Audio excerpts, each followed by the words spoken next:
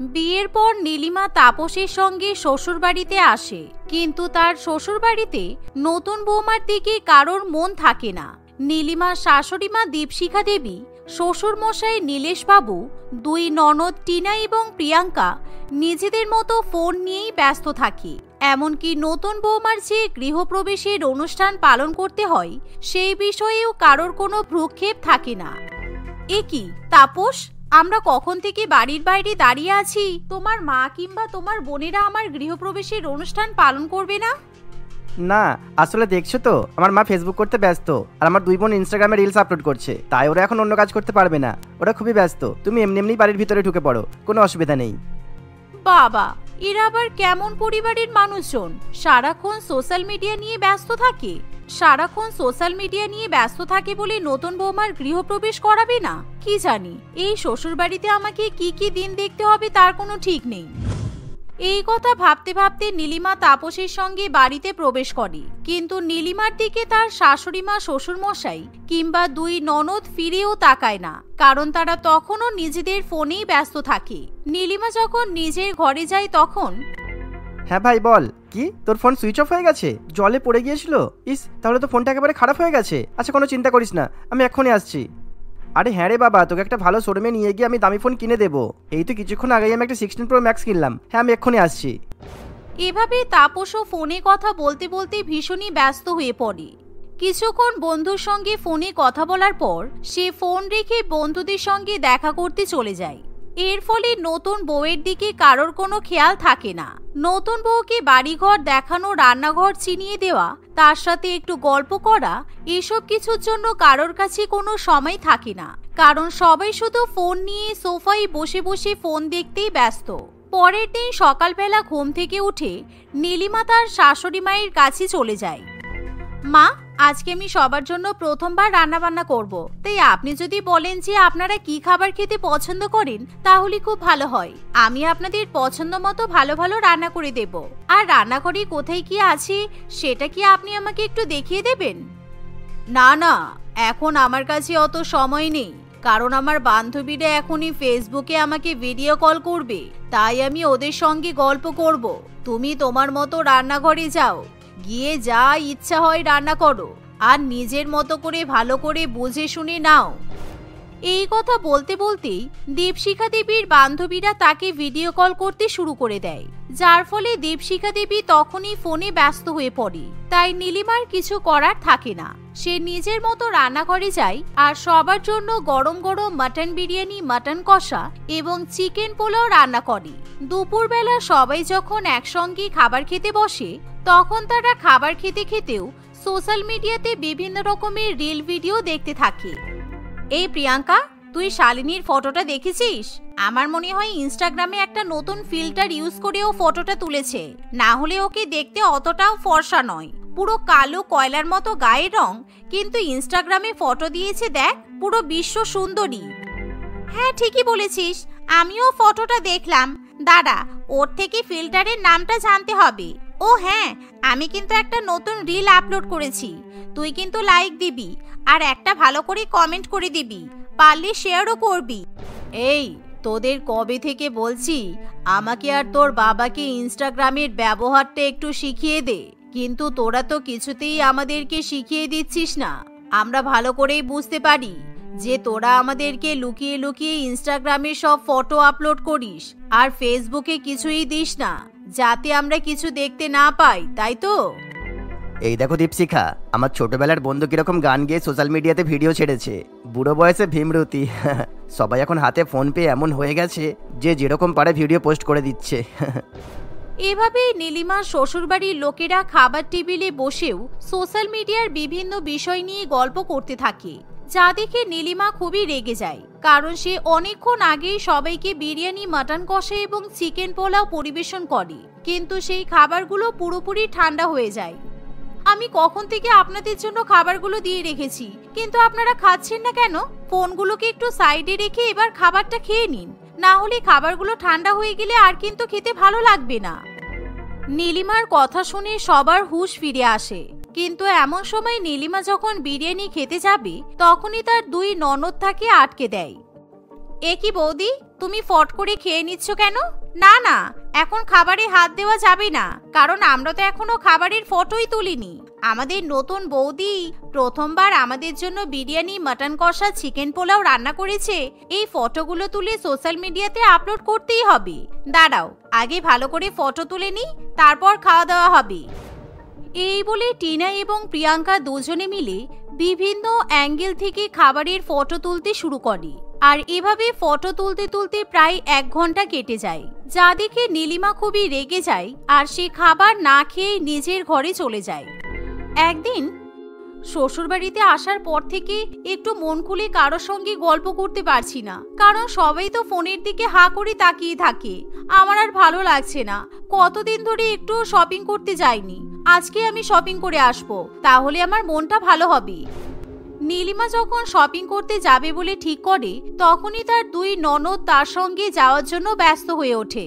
তাই নীলিমা 2 ননদকে নিয়ে শপিং করতে যাওয়ার জন্য রাজি হয়ে যায়।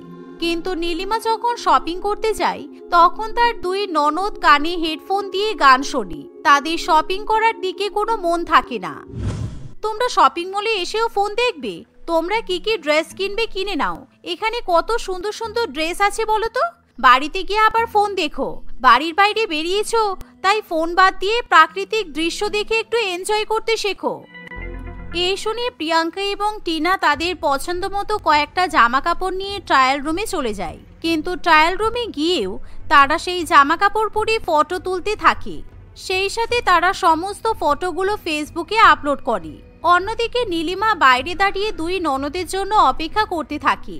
এভাবেই ঘন্টার পর ঘন্টা ধরে নীলিমার 2 ননদ ট্রায়াল রুমে দাঁড়িয়ে দাঁড়িয়ে নতুন নতুন জামা পরে ফটো তুলতেই থাকে।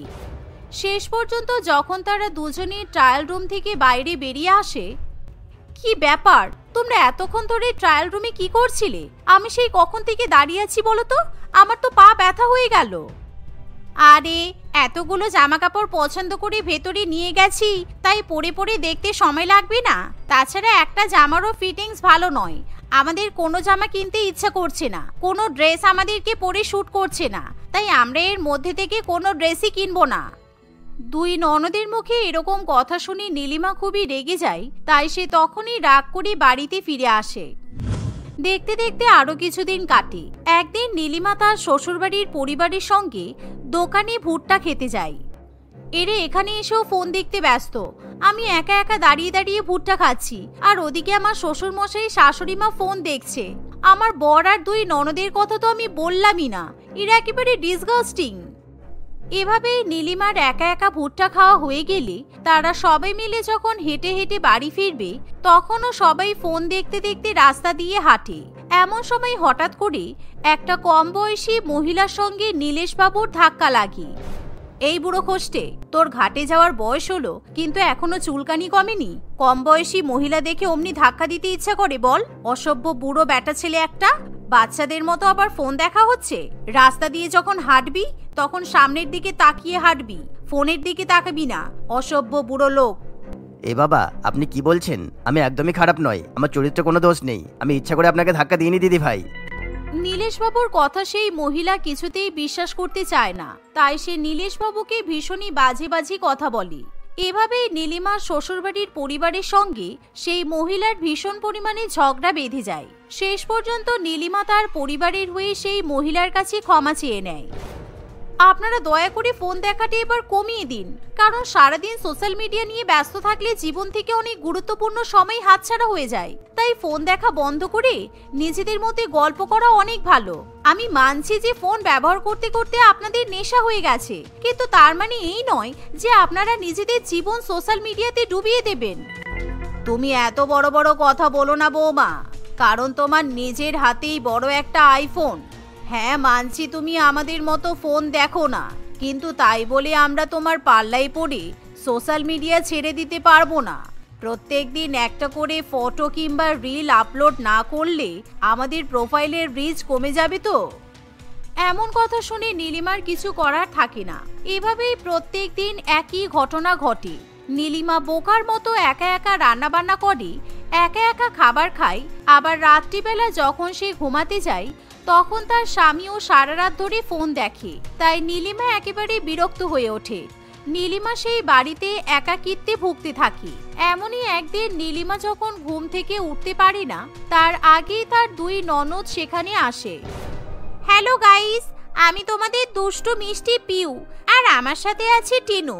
আমরা আমাদের ডেইলি ব্লগ নিয়ে তোমাদের সামনে হাজির হয়েছি। এই দেখছো, আমাদের দুষ্টু মিষ্টি বৌদি এখনো ঘুমাচ্ছে, কিন্তু কত সুন্দর লাগছে দেখো। কারণ আমার বৌদি রাত্রিবেলা ঘুমানোর সময় চায়ের তেল মেখে স্কিন কেয়ার করে। বৌদি সবাইকে বলো গুড মর্নিং। প্লিজ তোমরা লাইভ বন্ধ করো, কারণ আমি এসব একদম পছন্দ করি না।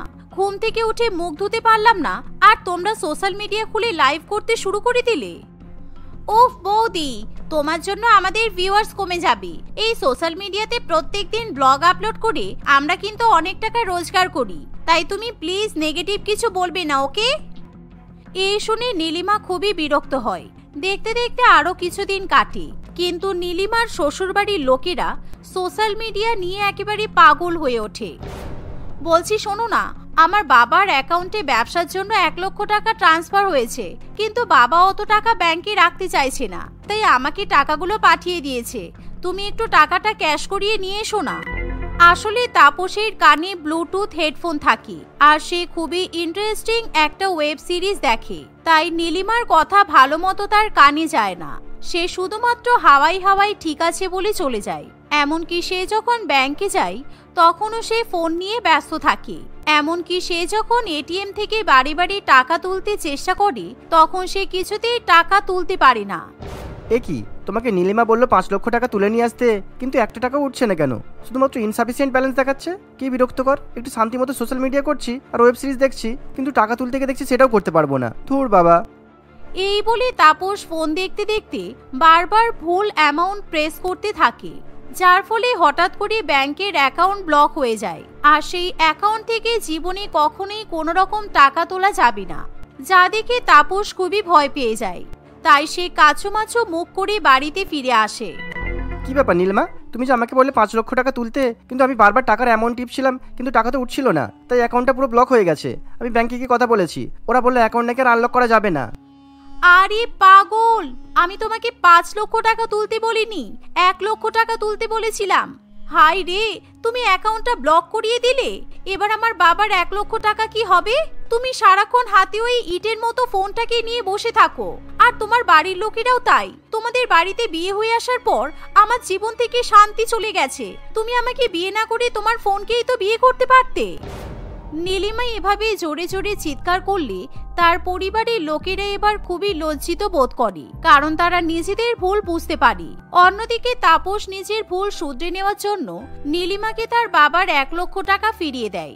সেদিনের পর থেকে নীলিমার পরিবারের লোকেরা সারাক্ষণ সোশ্যাল মিডিয়া নিয়ে ব্যস্ত থাকে না, তারা নীলিমার সঙ্গে সময় কাটাতে শুরু করে।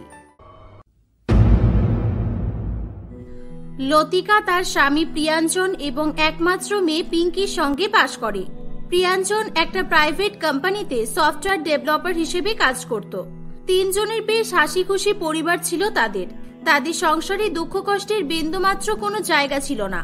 পিঙ্কি অনেক বড় একটা ইংলিশ মিডিয়াম স্কুলে ক্লাস 3-তে পড়তো। একদিন প্রিয়াঞ্জন অফিস থেকে বাড়ি ফিরে এসে ক্লান্ত শরীর নিয়ে সোফার উপর বসে পড়ে। প্রিয়াঞ্জনকে বাড়িতে আসতে দেখে লতিকা তার জন্য তাড়াতাড়ি করে 1 গ্লাস জল নিয়ে আসে।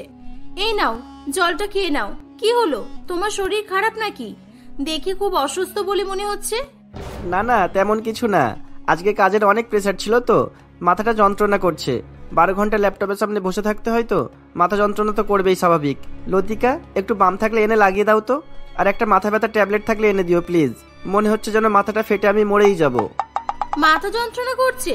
দাঁড়াও, আমি তোমার মাথাটা এখনই ম্যাসাজ করে দিচ্ছি। কোনো বামও লাগবে না, আর মাথা ব্যথার ট্যাবলেটও লাগবে না। উফ লতিকা, আমি এখন ইয়ার্কি করছি না, আমার সত্যিই প্রচুর মাথা যন্ত্রণা করছে। আমার ভালো লাগছে না কিছু। যা বললাম তাড়াতাড়ি করো। আরে বাবা, আমি ইয়ার্কি কখন করলাম? আমি সত্যি বলছি, তুমি একটু চুপ করে বসো তো। এই বলে লতিকা প্রিয়াঞ্জনের মাথা ম্যাসাজ করতে শুরু করে। লতিকা প্রিয়াঞ্জনের মাথায় হাত দিতেই প্রিয়াঞ্জন খুবই স্বস্তি অনুভব করে। কিছুক্ষণের মধ্যেই প্রিয়াঞ্জনের মাথা ব্যথা দূর হয়ে যায়। শুধু তাই নয়, প্রিয়াঞ্চন ঘুমের ঘোরে টলে পড়ে। কি গো, মাথা ব্যথা কমেছে? এ কি, তোমার ঘুম পাচ্ছে নাকি? তুমি ঘুমের ঘোরে টলে পড়ছো যে? ওহ লতিকা, তোমাকে যে কি বলবো, তোমার হাতে সত্যিই জাদু আছে। আমার মাথা ব্যথা পুরোপুরি ঠিক হয়ে গেছে। আর তুমি এত সুন্দর মাথা ম্যাসাজ করে দিলে, আমার তো ঘুম পেয়ে গেল। ম্যাসাজ করা কোথাও থেকে শিখেছিলে নাকি? তুমি এত ভালো ম্যাসাজ করতে পারো আর আমি এতদিনে জানতে পারলাম না। আমার একটা দূর সম্পর্কের মামাতো দিদি ছিল, ও পার্লারে ম্যাসাজের কাজ করত। ও আমাদের বাড়িতে প্রায় আসতো। ওর সঙ্গে না আমার খুব ভালো সম্পর্ক ছিল জানো। আমি ওর কাছ থেকেই ম্যাসাজ করা শিখেছিলাম, কিন্তু কোনোদিনও কারোর উপর তেমন ভাবে অ্যাপ্লাই করিনি। আজকে ফার্স্ট টাইম তোমার উপর অ্যাপ্লাই করলাম। এত ভালো কাজ হবে আমি নিজেই আশা করিনি। আচ্ছা লতিকা, আমি ভাবছি তোমাকে একটা ম্যাসাজ পার্লার খুলে দেব। তোমার হাতে যে একবার ম্যাসাজ করাবে সে বারবার আসবে। ধ্যাৎ, তুমি আর কি করো না তো। মাথা ব্যথা ঠিক হয়ে গেছে তো?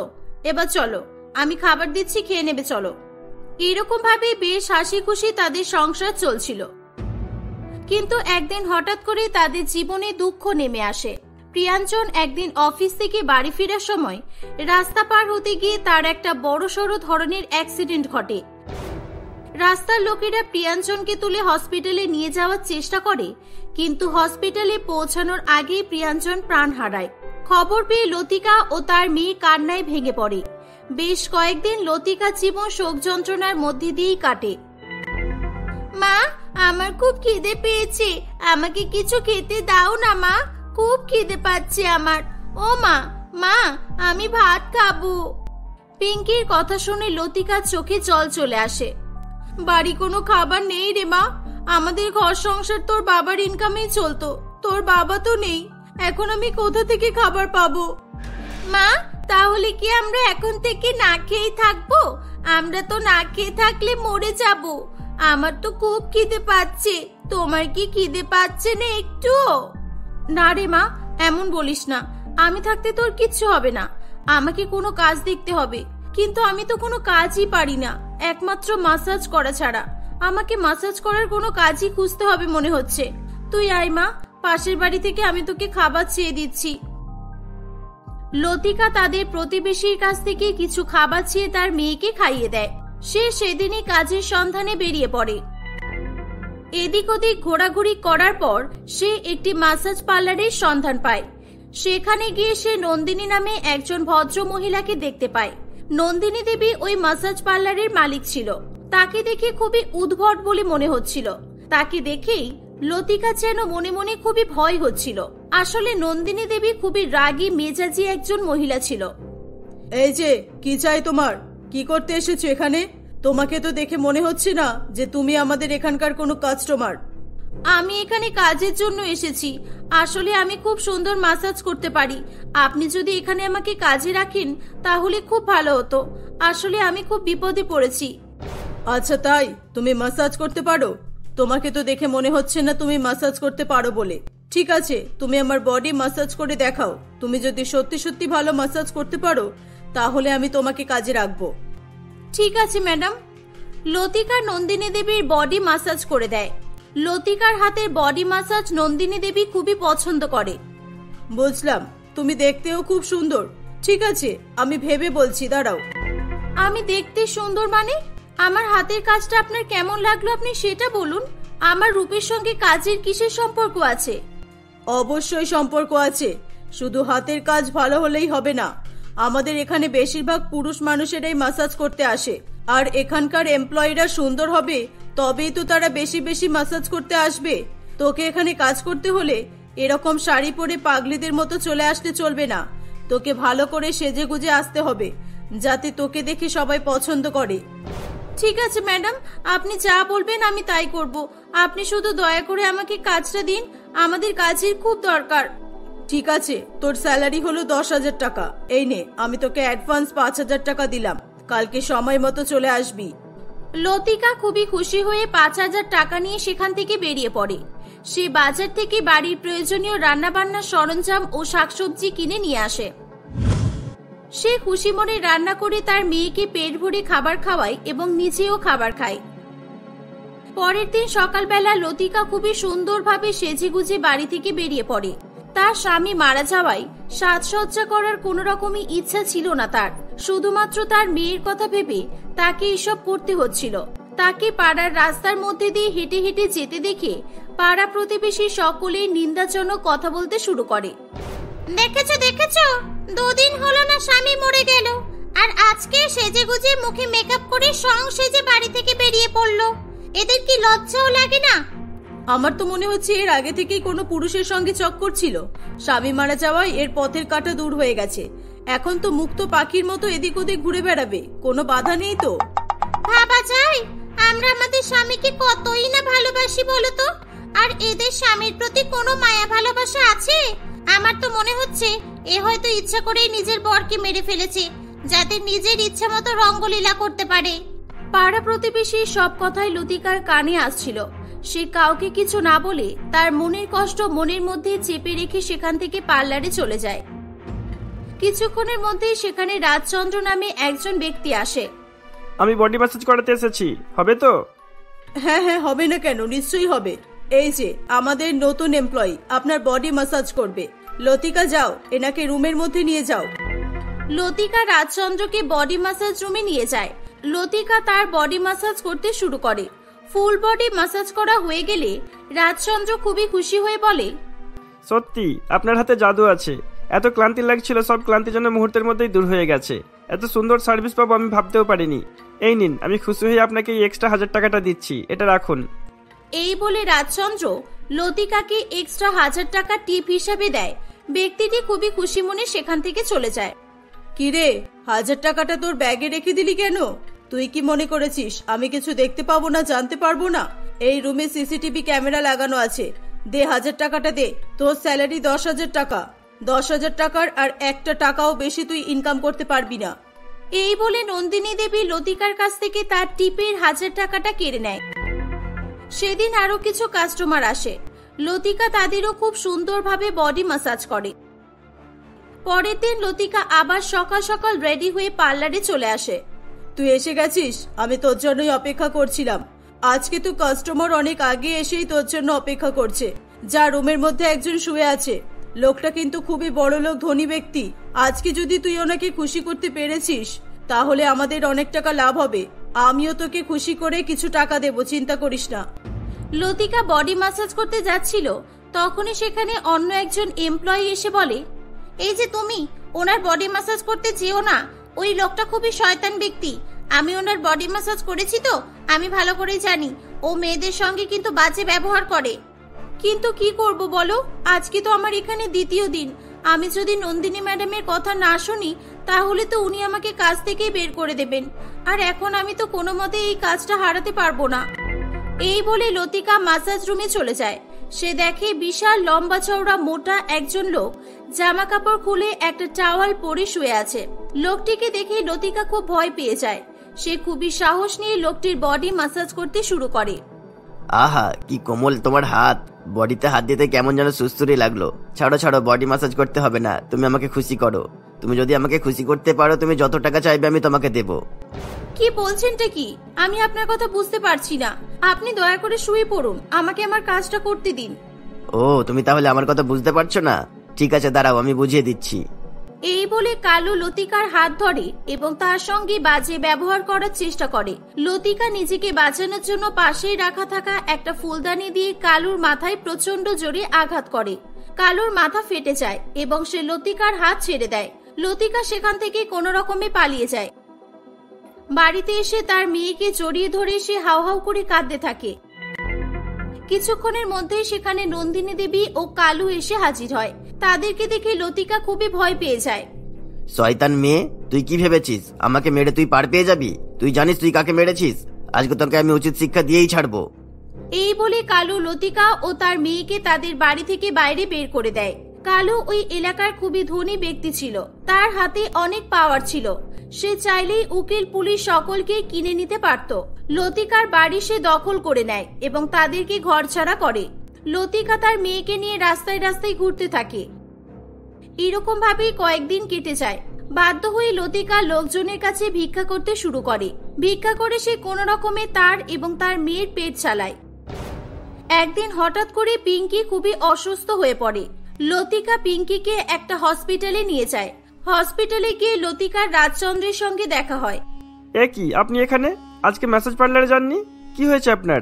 আরে আমাকে চিনতে পারছেন না? আমি একবার আপনার কাছে ম্যাসাজ করতে গিয়েছিলাম, মনে পড়ছে না? হ্যাঁ, আমি চিনতে পেরেছি। না, আমি ওই পার্লারে আর কাজ করি না। আমার সঙ্গে অনেক কিছুই ঘটে গেছে। লতিকা কাঁদতে কাঁদতে রাজচন্দ্রকে সবকিছু বলে। রাজচন্দ্র খুবই ভালো মনের মানুষ ছিল। ওই হসপিটালে সে ওয়ার্ড বয়ের কাজ করত। আপনার সঙ্গে খুবই অন্যায় হয়েছে। আপনি আমার বোনের মতো, আপনি ভয় পাবেন না। আমি আপনার পাশে আছি। আমার একটা ছোট্ট দোকান আছে, আপনি চাইলে ওখানে একটা আপনার নিজস্ব ম্যাসাজ পার্লার তৈরি করতে পারেন। যে পার্লারের মালিক আপনি নিজেই হবেন, আর যেখানে কোনো রকমের অন্যায় কাজ হবে না। আপনি সৎ পথে কাজ করে টাকা উপার্জন করতে পারবেন। রাজচন্দ্রের সাপোর্ট পেয়ে লতিকা খুবই খুশি হয়। সে লতিকা ও তার মেয়েকে নিজের বাড়িতে নিয়ে যায়। কিছুদিনের মধ্যেই রাজচন্দ্র লতিকাকে তার নিজস্ব ম্যাসাজ পার্লার খুলে দেয়। সে সেখানে কাজ করতে শুরু করে। তার পার্লারে অসৎ, ভণ্ড, চরিত্রহীন মানুষদের প্রবেশ সে নিষেধ করে দিয়েছিল।